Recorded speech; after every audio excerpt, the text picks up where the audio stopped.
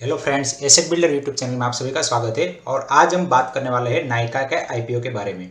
नायका का आईपीओ कल ही ओपन हो रहा है 28 अक्टूबर को। आज 27 है, तो आज हम इसका डिटेल में रिव्यू करेंगे।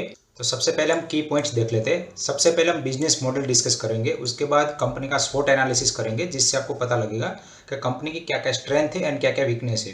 एंड थर्ड, उसके फाइनेंशियल भी डिस्कस करेंगे, जिससे आपको इसके वैल्यूएशन का भी आइडिया लगेगा। And fourth, objective of the issue देखेंगे। एंड उसके बाद हम शेयर होल्डिंग पैटर्न देखेंगे कि प्रमोटर अपना कितना स्टेक बेच रहे हैं।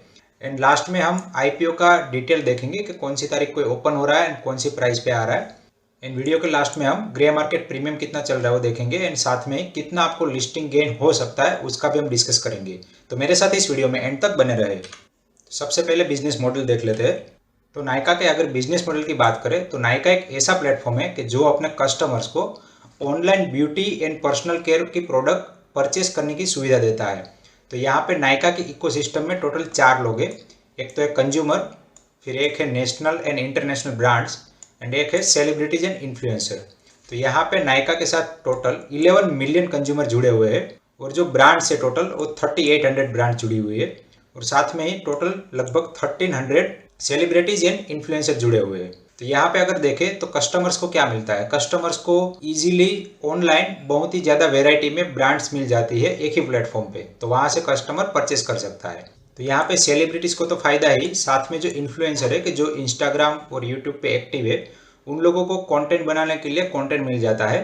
और एक कंटेंट का फ़ायदा डायरेक्टली नायका को होता है। और नायका ने ये सारे इन्फ्लुएंसर के साथ कोलैबोरेशन किया है और उसकी हेल्प से ये अपना एडवर्टाइजिंग करते हैं। तो यहाँ पे जो इन्फ्लुएंसर है वो कस्टमर्स को भी हेल्प करते हैं कि कौन सी प्रोडक्ट उनके लिए सही रहेगी या फिर कौन सी प्रोडक्ट उनके स्किन टोन के हिसाब से सही रहेगी। तो यहाँ पे ये तो एक इकोसिस्टम हो गया। साथ में दूसरा एक इकोसिस्टम में जुड़ा है नेशनल एंड इंटरनेशनल ब्रांड्स। तो यहाँ पे जो बीपीसी सेगमेंट है उसमें बहुत सारी ब्रांड्स अवेलेबल है और किसी भी एक ब्रांड का कोई भी बहुत ज़्यादा मार्केट शेयर नहीं है।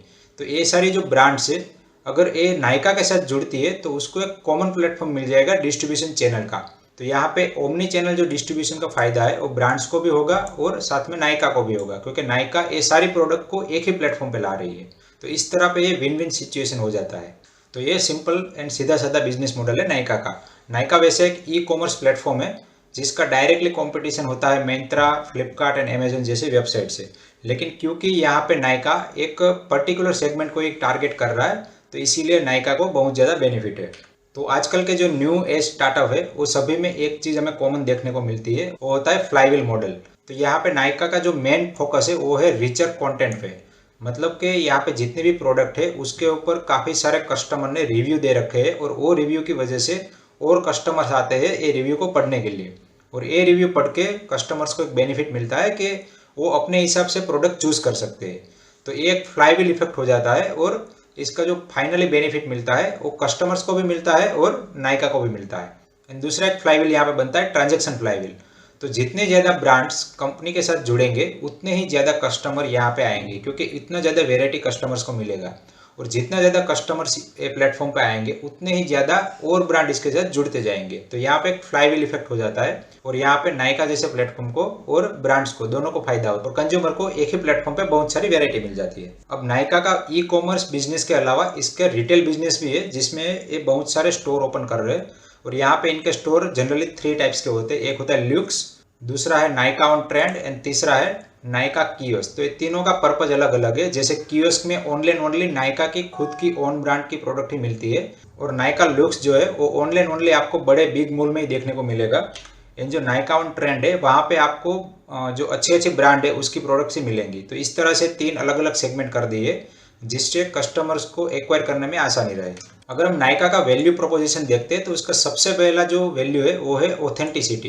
तो जो लेडीज है वो जब भी नायका के ऊपर से कोई भी ब्यूटी प्रोडक्ट परचेस करती है तो उसको एक पहला ऑथेंटिकेशन मिलता है कि यहाँ पे जो भी ब्रांड की प्रोडक्ट मिल रही है वो ओरिजिनल मिलेगी। अदरवाइज क्या होगा कि लोकल स्टोर से अगर कोई भी परचेस करते हैं तो उनको वहाँ पे डुप्लीकेट ब्रांड की प्रोडक्ट मिलने की संभावना ज़्यादा है। तो ये इसीलिए यहाँ पे नायका का एक स्ट्रॉन्ग पॉइंट है। दूसरा है कंटेंट फर्स्ट अप्रोच। तो यहाँ पे नायका के प्लेटफॉर्म पे जो कंटेंट क्रिएट हो रहे हैं, जो लोग रिव्यू दे रहे हैं, प्लस वहाँ पे कुछ लोग कमेंट कर रहे हैं, तो यहाँ पे लोगों को जो कंटेंट मिल रहा है वो कंटेंट की वजह से लोग ज़्यादा से ज़्यादा इस प्लेटफॉर्म पे आते हैं। दूसरा है deep symbiotic relationship with brands. तो यहाँ पे काफ़ी सारे ब्रांड अभी नायका के साथ जुड़ चुके हैं और उसका बेनिफिट ये होता है कि जितने ज़्यादा ब्रांड्स जुड़ेंगे उतने ही ज़्यादा कस्टमर आएंगे, क्योंकि ये इंडस्ट्री ऐसी है कि यहाँ पे लोगों को वेराइटी चाहिए और जितनी ज़्यादा वेराइटी अवेलेबल होगी उतने ज़्यादा कस्टमर इसके प्लेटफॉर्म पे आएंगे। फिर और एक है कि नायका ने अपने खुद का पोर्टफोलियो भी बनाया है और खुद के ओन ब्रांड भी बनाया है। तो यहाँ पे बेसिकली ये कॉन्ट्रैक्ट मैन्युफैक्चरर को अपना प्रोडक्ट मैन्युफैक्चरिंग करने के लिए दे देते हैं और नायका सिर्फ और सिर्फ ब्रांडिंग करते हैं। तो यहाँ पे नायका को इसका भी बेनिफिट मिल रहा है। उसके बाद ये ओमनी चैनल अप्रोच है। लास्ट में जो वैल्यू है वो है कंज्यूमर सर्विस एंड फुलफिलमेंट। तो यहाँ पे नायका का जो बिजनेस मॉडल है वहाँ पे कंज्यूमर फर्स्ट है। अब एक बार हम नायका का स्वॉट एनालिसिस भी कर लेते हैं, जिससे आपको इसकी वीकनेस भी पता चल जाए और बिजनेस के ऊपर क्या क्या रिस्क है वो भी हमें पता चले। तो सबसे पहले हम स्ट्रेंथ की अगर बात करें तो इसका बिजनेस मॉडल तो अच्छा है ही, जैसे हमने देख लिया। एंड दूसरा है कि focus on BPC and fashion industry. तो यहाँ पे नायका के टोटली दो बिजनेस है, एक तो है बीपीसी एंड दूसरा है फैशन इंडस्ट्री। एंड तीसरा पॉइंट है कि एक ग्रोइंग इंडस्ट्री है। तो जैसे जैसे इंडिया की पर कैपिटा इनकम बढ़ती जा रही है और इंडिया के अंदर बहुत ही ज़्यादा परसेंटेज में यूथ है, तो इस इंडस्ट्री में ग्रो होने की संभावना बहुत ही ज़्यादा है। अगर हम इसकी वीकनेस देखें तो सबसे पहला वीकनेस है कि over dependence on certain brands. तो यहाँ पे ब्रांड्स को क्या नुकसान हो रहा है कि मान लीजिए कि लोरियल है, लैक्मी है, ये जो बड़ी बड़ी ब्रांड्स है, अगर ये ब्रांड्स अपना प्रोडक्ट नायका जैसे प्लेटफॉर्म पे लिस्टिंग करवाते हैं तो धीरे धीरे नायका खुद अपना प्रोडक्ट बाहर लाके इन लोगों से डायरेक्टली कंपटीशन करेगा। और नायका का खुद का प्लेटफॉर्म है तो अपनी प्रोडक्ट ऊपर दिखा सकते हैं। तो अगर ओवर डिपेंडेंट हो जाते हैं दूसरी ब्रांड पे और वो लोग अपना ब्रांड अगर डी लिस्ट करवा देते हैं, तो यहाँ पे जो कंज्यूमर आ रहे थे ब्रांड्स की वजह से, जिनको वेराइटी मिल रही थी, वो कंज्यूमर धीरे धीरे कम होना चालू हो सकते हैं। लेकिन क्योंकि यहाँ पे जो बीपीसी सेगमेंट में बहुत सारी ब्रांड्स अवेलेबल है और कोई भी एक पर्टिकुलर ब्रांड यहाँ पे डोमिनेटिंग नहीं है, तो इसीलिए ये चीज़ होने की इतनी ज़्यादा संभावना नहीं है।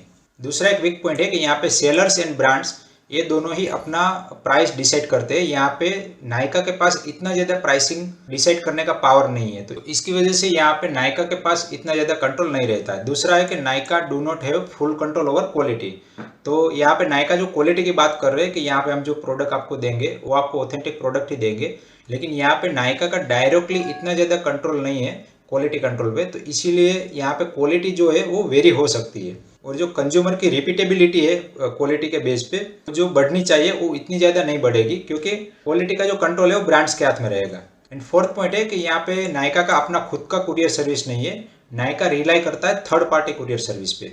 तो इसीलिए ये भी यहाँ पे एक वीक पॉइंट बन जाता है। नायका यहाँ पे ब्लू डार्ट जैसे थर्ड पार्टी कुरियर होते हैं उनके ऊपर डिपेंडेंट है। अगर हम आउटस्टैंडिंग में देखें, इंडिया के अंदर जो 25 से 35 की एज वाली पॉपुलेशन है वो बहुत ही ज़्यादा है compare to all over the world. तो जो यंग पॉपुलेशन है वो सबसे ज़्यादा ये बीपीसी सेगमेंट वाले प्रोडक्ट यूज़ करेंगे। एंड दूसरा पॉइंट है कि फोरकास्टिंग रिपोर्ट के हिसाब से बीपीसी सेगमेंट में नेक्स्ट 5 साल के अंदर 13% की ग्रो होने की संभावना है। तो इसका सबसे बड़ा बेनिफिट नायका जैसे प्लेटफॉर्म को ही होगा।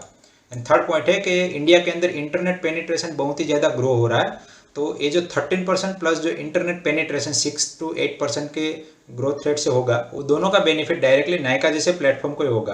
तो यहाँ पे टोटल जो ग्रोथ की संभावना है वो लगभग 18 to 20% जितनी बन जाती है। लास्ट पॉइंट है कि यहाँ पे जो स्पेशलाइज बीपीसी सेगमेंट है वहाँ पे भी ग्रोथ की बहुत ही ज़्यादा पॉसिबिलिटी है, क्योंकि ये जो स्पेशलाइज बीपीसी सेगमेंट है जैसे ओरल केयर हो गया, हेयर केयर हो गया, बाथ एंड शोवर वाला हो गया, तो ये सारे जो नए नए बीपीसी सेगमेंट है वो बहुत ही ज़्यादा जल्दी से ग्रो हो रहे हैं और ये इवॉल्व हो रहे हैं। लास्ट में अगर देखें कि कंपनी के ऊपर क्या क्या मेजर थ्रेट्स है, तो उसमें सबसे पहला है कि ब्रांड रेपुटेशन एंड कंपटीशन।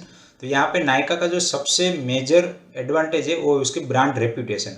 अगर उसकी ब्रांड रेपुटेशन को कुछ भी प्रॉब्लम होता है तो नायका का बिजनेस है वो कोलैप्स कर सकता है। दूसरा है कंपटीशन। तो यहाँ पे एक सेम प्लेटफॉर्म है नायका जैसा ही, वो है पर्पल। उसका साइज हाल में तो 10वें भाग का है, लेकिन जो अमेजोन, फ्लिपकार्ट एंड मिंत्रा जैसे प्लेटफॉर्म है, अगर वो अपना साइज बढ़ा लेते हैं या फिर एक नायका जैसा ही प्लेटफॉर्म डेवलप करवाते हैं, यहाँ पे नायका को बहुत ही ज़्यादा कंपटीशन का सामना करना पड़ सकता है।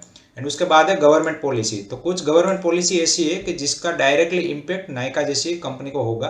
तो उसमें सबसे पहला है कि कोई भी ई कॉमर्स वाले अपनी खुद की प्रोडक्ट बहुत ही ज़्यादा परसेंटेज में अपने प्लेटफॉर्म पे नहीं बेच सकते। तो नायका का यहाँ पे जो मेन टारगेट है कि वो अपना ओन प्रोडक्ट लाएंगे और अपने ही प्लेटफॉर्म पे बेचेंगे, तो वो कुछ परसेंटेज से ज़्यादा वहाँ पे नहीं जा सकते, क्योंकि यहाँ पे गवर्नमेंट की पॉलिसी आ जाती है। इसके अलावा जो फॉरेन डायरेक्ट इन्वेस्टमेंट है उसमें भी यहाँ पे एक लिमिट आ जाती है, जो नायका एक लिमिट से ज़्यादा फॉरेन डायरेक्ट इन्वेस्टमेंट नहीं ला सकती। तीसरा है ओवर डिपेंडेंसी ऑन ब्रांड। तो यहाँ पे जो नायका का ब्रांड डेवलप हुआ है वो दूसरी ब्रांड की वजह से ही हुआ है, क्योंकि यहाँ पे अलग अलग ब्रांड एक ही प्लेटफॉर्म पे अवेलेबल है, इसीलिए लोग यहाँ पे आते हैं।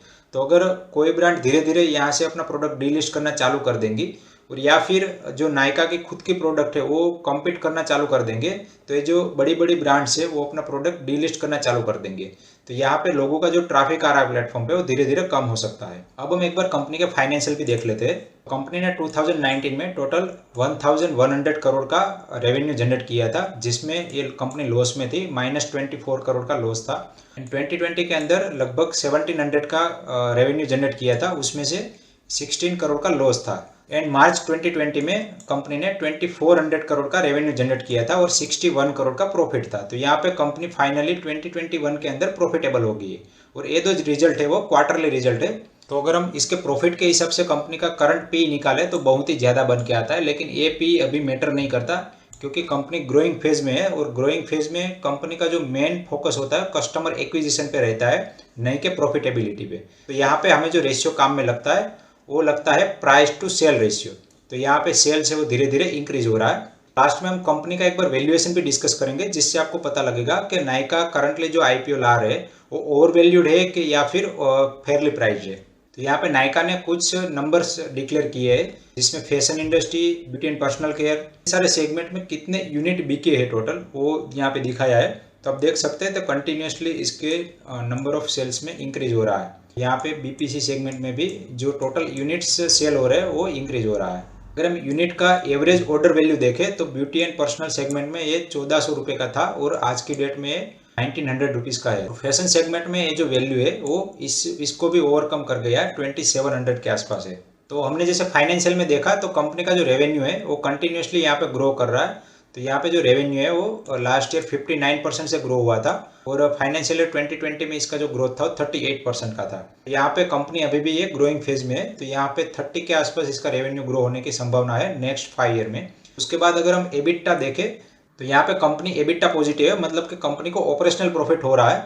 अगर वो अपना जो बाकी सारे खर्चे हैं जैसे advertising cost and other cost उसको अगर कंट्रोल कर लेती है तो कंपनी नेट बहुत ही ज़्यादा प्रॉफिट में आएगी। तो यहाँ पे कंपनी का जो एबिटा मार्जिन है वो 6% के आसपास है लास्ट 2021 के अंदर। अगर हम कैपिटल टर्नओवर रेशियो देखें तो कंपनी का कैपिटल टर्नओवर रेशियो 2019 में 3.1x था और 2021 में ये 4.2 हो गया। अब एक कैपिटल टर्नओवर रेशियो ये होता है कि कंपनी के पास जो टोटल कैपिटल है उसका कितनी बार साल के अंदर टर्नओवर करते हैं। यहाँ पे कंपनी आज की डेट में 4.2 टाइम इसका टर्नओवर कर रहे हैं और यहाँ पे जो capital turnover ratio continuously increasing trend में है। इसका मतलब है कि कंपनी अपना कैपिटल है वो बहुत ही ज़्यादा एफिशिएंटली यूज़ कर रही है। अब एक बार कंपनी का ऑब्जेक्टिव ऑफ द इश्यू देख लेते। तो सबसे पहला जो ऑब्जेक्टिव है, कंपनी को कुछ इन्वेस्टमेंट करना है अपनी सब्सिडरी में, जैसे कि एफएसएन ब्रांड्स एंड नायका फैशन में, तो उसके रिलेटेड फंड चाहिए, तो इसीलिए ये लोग आईपीओ ला रहे हैं। दूसरा है कि कैपिटल एक्सपेंडिचर करना है अपने नायका ई रिटेल शॉप में, फिर नायका फैशन, तो पर्टिकुलरली कंपनी को ग्रो करना है, इसीलिए ये सारा फंडिंग उठा रहे हैं। तीसरा है कि कंपनी कुछ अपना जो लोन है उसको रीपेमेंट एंड प्रीपेमेंट करना चाहती है। लास्ट पॉइंट है कि ये जो कंपनी है वो पर्टिकुलरली ब्रांड के ऊपर डिपेंड करती है, तो इसीलिए कंपनी जब फंड उठाएगी तो वो फंड का यूज़ एडवर्टाइजिंग के ऊपर करेंगी। अब एक बार हम इसका शेयर होल्डिंग पैटर्न देख लेते हैं आईपीओ आने के पहले और आईपीओ आने के बाद। शेयर होल्डिंग पैटर्न में देखें तो जो नायर फैमिली है उनके पास 53.5% के जितना स्टेक है, ये बेसिकली प्रमोटर है, और बाकी जो स्टेक है वो दूसरे इन्वेस्टर्स के पास है। तो यहाँ पे कंपनी के प्रमोटर में फाल्गुनी नायर, उसका husband Sanjay Nair, Falguni Nair family trust and Sanjay Nair family trust. और इश्यू आने के बाद इन लोगों का जो स्टेक है वो लगभग 2% के आसपास कम हो जाएगा। तो यहाँ पे फिर भी प्रमोटर के पास 51% स्टेक बचेगा। तो ये भी एक बहुत ही बड़ा पॉजिटिव पॉइंट है कि अगर किसी भी कंपनी में प्रमोटर का स्टेक 51% से ज़्यादा होता है तो वहाँ पे ट्रस्ट फैक्टर ऑटोमेटिकली बढ़ जाता है। यहाँ पे टेबल है कि कौन कौन से शेयर होल्डर अपने शेयर बेच रहे हैं। तो यहाँ पे Sanjay Nair family and trust लगभग 48 लाख शेयर बेच रहे हैं, और बाकी TPG growth, light house India and Yogesh agency, JM financial, ये जो इंस्टीट्यूशनल है टोटल अपना 1.37 करोड़ के आसपास के शेयर बेच रहे हैं। और बाकी जो सुनील कांत सारे जो एचएनआई है वो एचएनआई अपने लगभग 2.45 करोड़ का स्टेक बेच रहे हैं। लास्ट में हम आईपीओ का डिटेल एक बार देख लेते हैं। ये जो आईपीओ है कल 28 अक्टूबर को ओपन हो रहा है और 1 नवंबर तक ये ओपन रहेगा। तो आपको 2 बजे से पहले तक बीड कर देना है। आईपीओ का जो साइज है वो 53,000 करोड़ का है और कंपनी का जो ए प्राइस पे मार्केट कैप है वो लगभग 52,000 करोड़ का है। तो लगभग यहाँ पे 10% स्टेक पब्लिक में इश्यू हो जाएंगे और बाकी जो स्टेक है वो इंस्टीट्यूशनल के पास प्लस प्रमोटर के पास रहेंगे। यहाँ पे जो फ्रेश इश्यू ओनली 63 करोड़ का है। बाकी का जो 4,600 करोड़ के आसपास के शेयर है वो प्रमोटर प्लस जो इंस्टीट्यूशनल है वो अपना शेयर बेच के यहाँ पे ऑफर फॉर सेल से एग्जिट ले लेंगे। यहाँ पे जो प्राइस बैंड डिसाइड किया गया है वो 1085 से लेके 1125, यहाँ पे आपको कट ऑफ प्राइस पे ही अप्लाई करना है। रिटेल कोटा जो है वो ओनली 10% का है, लेकिन क्योंकि ये बहुत ही बड़ा आईपीओ है फिर भी यहाँ पे आपको आईपीओ लगने की संभावना ज़्यादा है। बाकी जो एम्प्लॉय है नाइका के उनके लिए 100 रुपीज़ का डिस्काउंट है। तो आईपीओ अप्लाई करने के बाद जो बेसिक अलॉटमेंट है वो आपको 8 नवंबर तक मिल जाएगा और जो रिफंड है वो 9 नवंबर तक इनिशिएट हो जाएगा और आपके अकाउंट में 10 नवंबर को आ जाएगा। और आईपीओ का जो लिस्टिंग डेट है वो 11 नवंबर को है, मतलब कि दिवाली के बाद इसका लिस्टिंग होगा। अगर हम रिसेंट ग्रे मार्केट प्रीमियम की बात करें तो इसका जो ग्रे मार्केट प्रीमियम है वो लगभग 650 के आसपास चल रहा है और हाल में थोड़ा सा मार्केट के अंदर गिरावट है, तो इसीलिए यहाँ पे 20 रुपीज़ जितना ग्रे मार्केट प्रीमियम कम हुआ है। तो अगर हम कंपनी का एक बार वैल्यूएशन देख ले तो कंपनी अपना जो आईपीओ है वो 52,000 करोड़ के आसपास की वैल्यूएशन पे ला रही है। अगर हम कंपनी का टोटल सेल्स देख ले एक बार तो कंपनी का जो सेल्स था 21 के अंदर वो 2,400 के आसपास था। तो अगर कंपनी 5 साल के अंदर अगर 10 गुना भी हो जाती है तो भी इसका जो सेल्स है वो 24,000 करोड़ हो जाएगा। किसी भी कंपनी का अगर हम वैल्यूएशन निकालें तो जनरली जितना रेवेन्यू जनरेट करते हैं उसे जनरली उसका 1 to 2 टाइम मार्केट कैप हो सकता है, लेकिन यहाँ पे 2025 के अंदर अगर 10 टाइम इसका सेल्स बढ़ जाता है तब इसका रेवेन्यू होगा 24,000 करोड़। तब इसका हम अगर valuation 2 time price to sales value पे निकालेंगे तब जाके इसका जो ये वाला मार्केट कैप है वो जस्टिफाई होता है। यहाँ पे वैसे देखने जाए तो कंपनी का जो वैल्यूएशन है वो बहुत ही ज़्यादा है, लेकिन क्योंकि ये न्यू एज कंपनी है तो यहाँ पे हम बोल नहीं सकते कि ये कंपनी कितना ग्रो करेगी, क्योंकि यहाँ पे ग्रोथ की जो पॉसिबिलिटी है वो हम जितना सोचते हैं उससे भी कई गुना ज़्यादा हो सकती है। बाकी कंपनी का जो प्राइस है वो सेंटीमेंट पे ज़्यादा चलेगा, क्योंकि जो जोमेटो जैसी कंपनी थी वो लॉस में थी फिर भी उसको इतना अच्छा वैल्यूएशन मिला है।